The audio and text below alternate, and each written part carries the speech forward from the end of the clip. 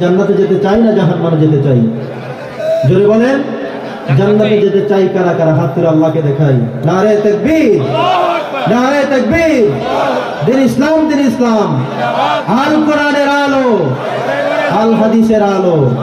আল্লাহ তুমি কবুল করো, আমিন। জান্নাতে কি একলা যেতে চান নাকি ফ্যামিলির সবাইকে নিয়ে যেতে চান? সম্মানিত শুধু আপনি যদি সফরে বের হন একা একই যান, আনন্দটা শুধু নিজের।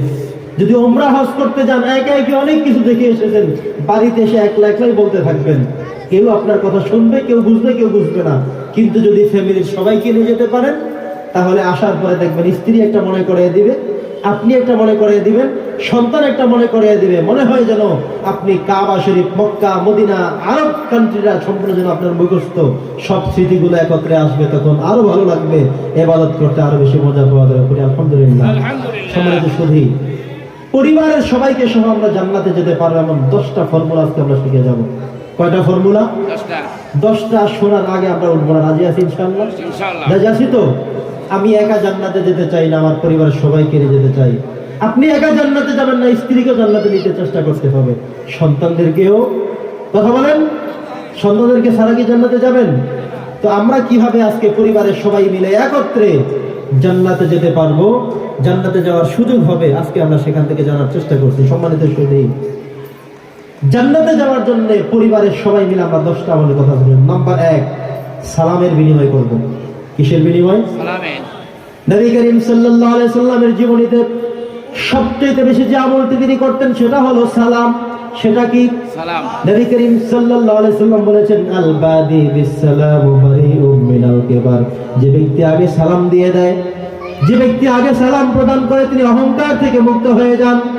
কি থেকে মুক্ত হন? অহংকার থেকে মুক্ত হয়ে যান। এজন্য আমাদেরকে আগে ভাগে সালাম দিতে হবে।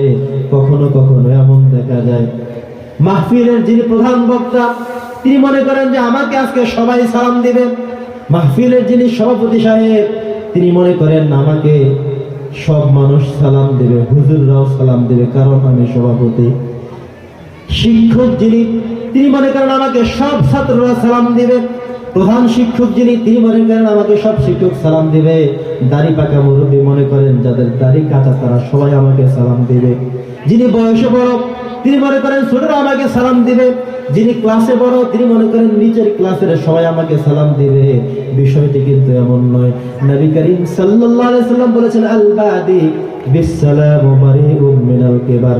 যিনি আগে সালাম দিবেন তিনি অহংকার থেকে পরিপূর্ণ মুক্ত হয়ে যাবেন। সুবহানাল্লাহ। আর যারা বলছে সুবহানাল্লাহ। আমরা কি অহংকার থেকে মুক্ত হতে চাই? কারা কারা চাই? চাই সবাই। আল্লাহ তুমি কবুল করো, বলে আমিন। আমরা বেশি বেশি সালাম দিব, বেশি বেশি সালাম দিব। নবী করিম সাল্লাল্লাহু আলাইহি সাল্লাম বলেছেন, যত বেশি পারো সালাম দাও। আফশুস সালামা বাইনাকুম। আমি কি তোমাদের মাঝে ভালোবাসা, ভ্রাতৃত্বের বন্ধন বৃদ্ধির জন্য একটা ফর্মুলা দিয়ে দেব না? সাহাবীরা বলেন, হুজুর বলেন। তিনি বললেন যে আফশুস সালামা বাইনাকুম। সবার মাঝে সালাম প্রচলন করো, সবাইকে সালাম দাও। কি করতে হবে? সবাই বলেন, সালামের বিনিময় করতে হবে। নবী করিম সাল্লাল্লাহু আলাইহি ওয়াসাল্লাম বলেছেন, ফাইজা দাখালতুম বুয়ুতান ফাসাল্লিমু আলা আনফুসিকুম। তোমরা যখন তোমাদের ঘরে প্রবেশ করবে, তোমরা তোমাদেরকে সালাম দাও। সুবহানাল্লাহ। সুবহানাল্লাহ। মাহফিলে যারা আছেন একটু জিজ্ঞাসা করি তো, বাড়িতে যখন প্রবেশ করেন বাসায় সালাম দেন? আপনার বাড়িতে আপনি সালাম দিবেন, আপনার ঘরে আপনি সালাম দিবেন। সালাম মানে কি? শান্তি। আপনি যদি জান্নাতে যেতে চান কিন্তু সালামের ব্যবহার করবেন না, এটা হতে পারে না। সুবহানাল্লাহ বলেন।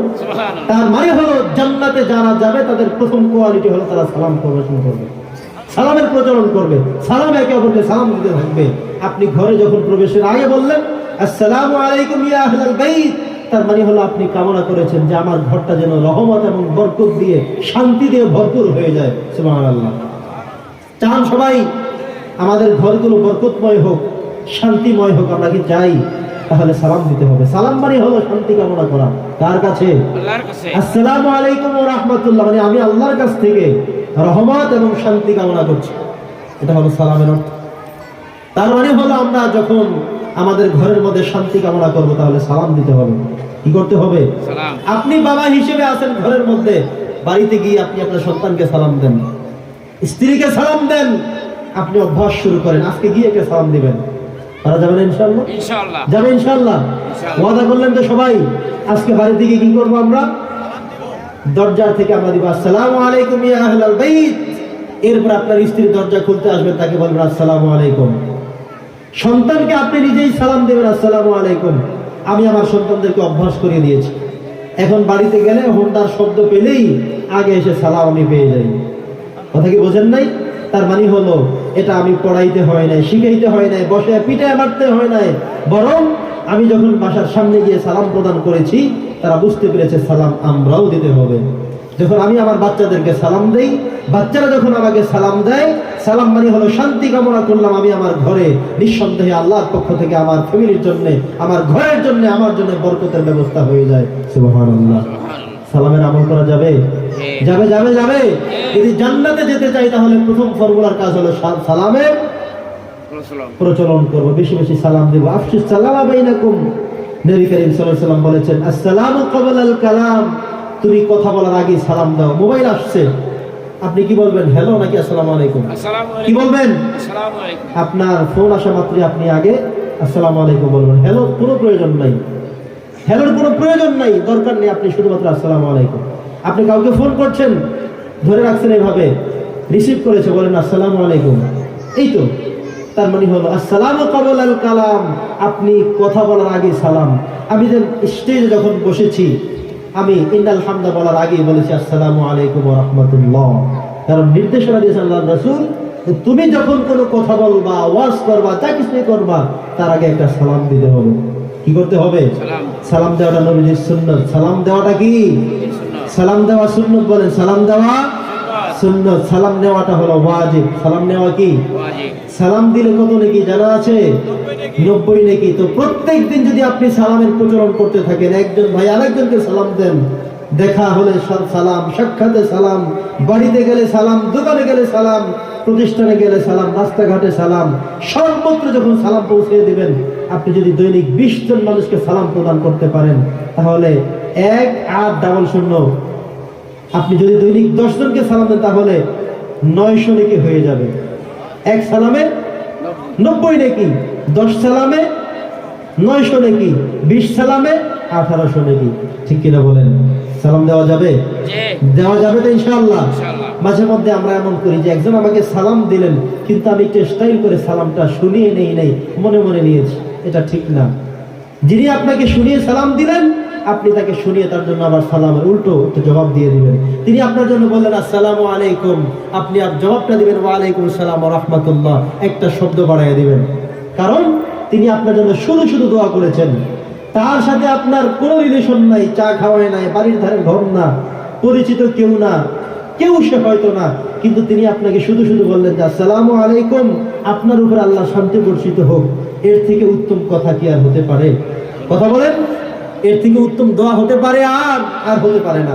একজন মানুষ আপনাকে শুধু শুধু সালাম দিল, এই জন্য আল্লাহ বলছেন তোমার উপরে ওয়াজিব করে দিলাম, তুমি এবার তাকে সালাম দিতেই হবে, তার সালামের জবাব তুমি দিতেই হবে, কারণ তিনি শুধু শুধু তোমাকে বলেছেন, শান্তি কামনা করেছেন, রহমত কামনা করেছেন, তোমার উপরে ওয়াজিব করে দিলাম তুমিও তার জন্য রহমত কামনা করো, শান্তি কামনা করো। সুবহানাল্লাহ। সালাম দিব আমরা সবাই।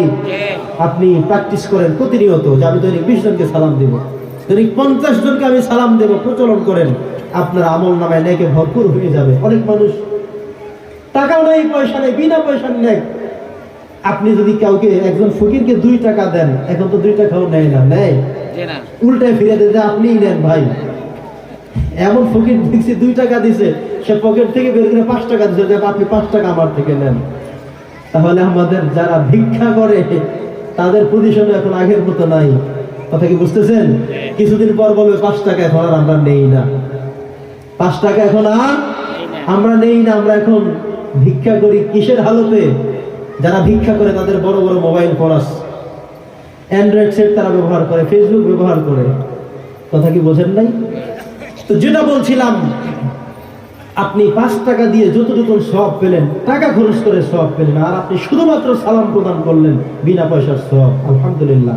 নবীজি বলেছেন আফশিস সালাম বাইনাকুম, জান্নাতে যেতে চাও তাহলে ফ্যামিলির সব সহ জান্নাতে যেতে চাইলে সালামের প্রচলন করো। আগে বাড়িতে সালাম দাও, ঘরে সালাম দাও, স্ত্রীকে সালাম দাও, সন্তানকে সালাম দাও, সবার মাঝে সালাম প্রচলন করো। এই ঘরটাকে আমি জান্নাতের টুকরা বানিয়ে দেব। সুবহানাল্লাহ।